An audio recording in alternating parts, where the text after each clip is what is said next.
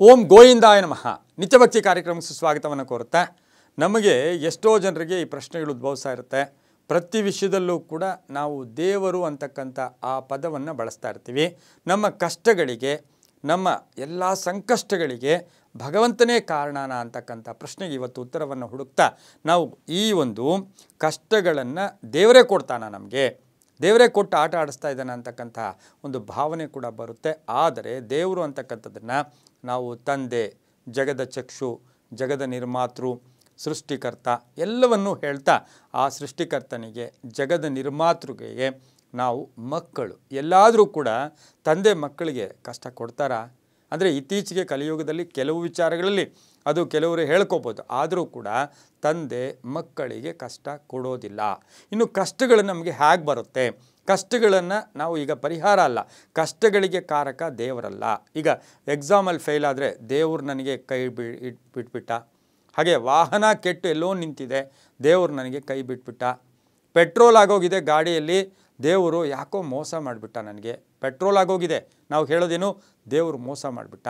ವಿವಾಹ ವಿಷಯ, ಉದ್ಯೋಗ ವಿಷಯ, ಮಕ್ಕಳ ವಿಷಯ, ಮನೆಯ ವಿಷಯ, ವ್ಯಾಪಾರದ ವಿಷಯ, ಲಾಭದ ವಿಷಯ, ಎಲ್ಲ ವಿಷಯಗಳ ಬಗ್ಗೆ ಕೂಡ ನಾವು ಹೇಳೋದೇ ಪ್ರಥಮ ಪದ ಅಂದರೆ ಅದು ದೇವರು. ದೇವರು ನಮಗೆ ಕಷ್ಟ ಕೊಟ್ಬಿಟ್ಟ ಅಂತೂ ಕೂಡ ಹೇಳ್ತೀವಿ.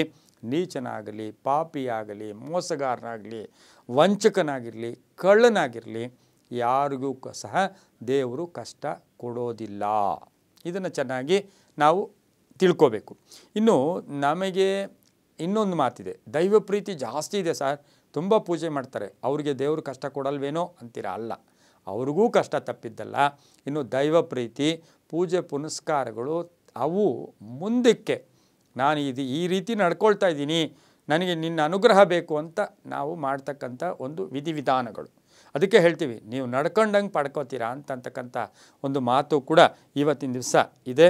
ಹಾಗೆ ಯಾವತ್ತೂ ದೇವರನ್ನು ನಿಂದಿಸಬಾರ್ದು, ದೂಷಿಸಬಾರ್ದು. ಆಯ್ತಪ್ಪ, ನೀನು ನಡೆಸ್ತಾ ಇದೆಯಾ ನಡೆಸ್ಕೊಡು, ಅಷ್ಟು. ಅದು ನಡೆಸ್ತಾ ಇದೆಯಾ ಅಂದರೆ ಅದೆಲ್ಲ ನಡೆಸೋಕೆ ಆತ್ಮ ಕಾರಣ ನಿನ್ನ ಕೃಪೆ ಇರಲಿ ಸ್ವಾಮಿ. ಎಲ್ಲಕ್ಕೂ ಭಗವಂತನ ಕೇಳೋದೇ ನಾವು ಯಾವಾಗಲೂ ಕೂಡ, ನೀವು ನನಗೆ ಈ ಕಷ್ಟಗಳು ಬಂದರೂ ನಿಭಾಯಿಸೋ ಶಕ್ತಿ ಕೊಡು, ಅದನ್ನು ಎದುರಿಸೋ ಶಕ್ತಿ ಕೊಡು ಅಂತ ಕೂಡ ಹೇಳಬೇಕು. ಇವತ್ತು ನಮ್ಮ ಕಷ್ಟಗಳಿಗೆ ದುರಾಸೆ, ನಿರ್ಲಕ್ಷ್ಯತನ, ಮೋಸ, ವಂಚನೆ, ಕಪಟಿತನ ಮತ್ತು ಬೇರೆಯವರನ್ನು ಕಂಪೇರ್ ಮಾಡಿ, ಬೇರೆಯವರನ್ನು ನೋಡಿ ಅಮಾಯಕರ, ಅಶಕ್ತರ, ಅವರ ಆಸ್ತಿ, ಅವರ ಒಂದು ಹಣ, ಇದನ್ನು ದೋಚೋದ್ರಿಂದ ನಮಗೆ ಕಷ್ಟಗಳು ಕೂಡ ಬರುತ್ತೆ. ಅದಕ್ಕೆ ಶಾಸ್ತ್ರದಲ್ಲಿ ಒಂದು ಮಾತು ಹೇಳ್ತಾರೆ, ನವಭಾಗಂ ಮನುಷ್ಯಾಣಾಂ, ನವಭಾಗಂ ಮನುಷ್ಯಾಣಾಂ ದಶಭಾಗಂ ದೈವಾಧೀನಂ, ದಶಭಾಗಂ ದೈವಚಿಂತ. ನಾವೇನಾಗುತ್ತೆ, 10 ಭಾಗದಲ್ಲಿ 9 ಭಾಗ ನೀನು ಮಾಡ್ಕೊಳ್ಳೋದು, 1 ಭಾಗ ಭಗವಂತನ ಕೃಪೆ ಕೂಡ ನಮಗಿರುತ್ತೆ. ಇವತ್ತು ಪ್ರಯತ್ನಗಳಲ್ಲಿ ಲೋಪ ಆದಾಗ ಕಷ್ಟಗಳು ಬರುತ್ತೆ.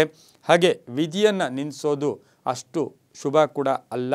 ಇನ್ನು ಹಾಗೆಯೇ ನಾವು ಎಷ್ಟೋ ಸರಿ ಜೂಜಾಡ್ಬಿಡ್ತೀವಿ, ಅಯ್ಯೋ ದೇವ್ರು ನನಗೆ ಕೈ ಕೊಟ್ಬಿಟ್ಟ. ನೋಡಿ ಎಷ್ಟರ ಮಟ್ಟಿಗೆ ಅಲ್ಲಿ ಭಗವಂತನ ಹೆಸರು ಹೇಳೋಕ್ಕಾಗತ್ತಾ? ಬಾವಿಯಲ್ಲಿ ನಾವೇ ಹೋಗಿ ಬೀಳ್ತೀವಿ, ದೇವರು ನಮ್ಮನ್ನು ಬಾವಿಯಲ್ಲಿ ನುಗ್ಬಿಟ್ಟ, ಇದು ಹೇಳ್ತೀವಿ ಈ ರೀತಿ.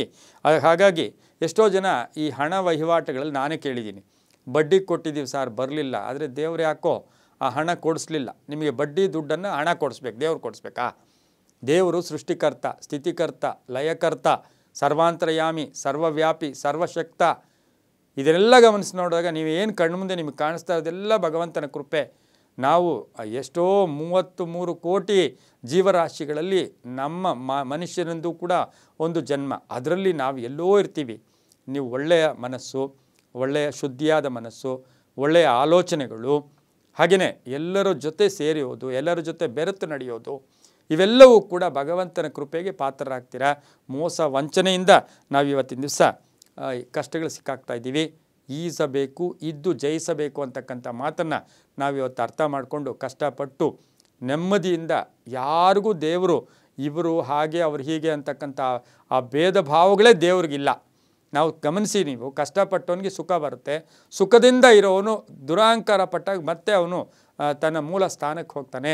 ತಾಳ್ಮೆ, ಸಹನೆ ಇದ್ದಾಗ ಜಯ ನಿಮ್ಮನ್ನು ಹುಡ್ಕೊಂಡು ಬರುತ್ತೆ, ಶ್ರಮ ಇದ್ದಾಗ ಹುಡ್ಕೊಂಡು ಬರುತ್ತೆ. ಕಾಯಕವೇ ಕೈಲಾಸ ಅಂತ ಹೇಳ್ತಾ ಇವತ್ತು ಯಾವ ಕಷ್ಟಗಳಿಗೂ ಕೂಡ ಭಗವಂತನು ಕಾರಣೀಭೂತನು ಅಲ್ಲ ಅಂತ ಹೇಳ್ತಾ, ಸರ್ವೇ ಜನ ಸುಖಿನೋ ಭವಂತು, ಸಮಸ್ತ ಸನ್ಮಂಗಳಾನಿ ಭವಂತು.